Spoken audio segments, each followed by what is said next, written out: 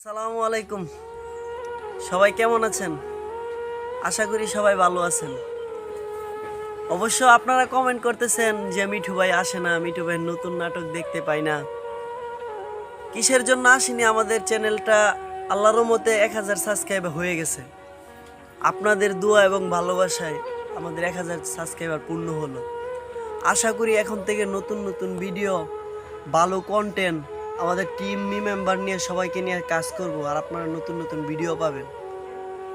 আমাদের 1000 সাবস্ক্রাইবার মানে 1000 পরিবার।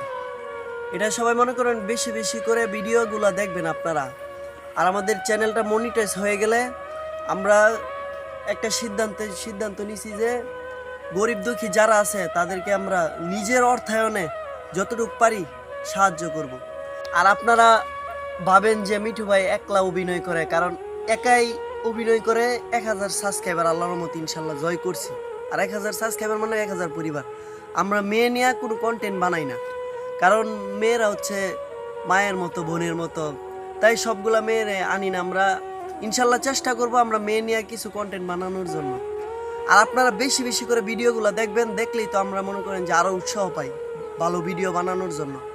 কারণ সাবস্ক্রাইবার যদি কম হয়, ভিউ যদি কম হয়, তাহলে আমাদের কষ্ট সবই যায় বিফলে।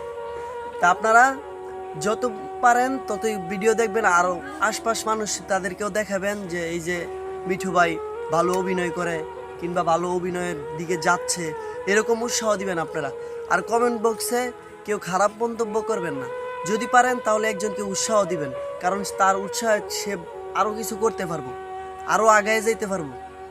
আর আশা করি যদি আমাদের চ্যানেল 1 লাখ সাবস্ক্রাইবার কিংবা 1 মিলিয়ন সাবস্ক্রাইবার হয়ে যায়, যত টাকা আসবে সব টাকা গরিবদের মাঝে দেওয়া হবে।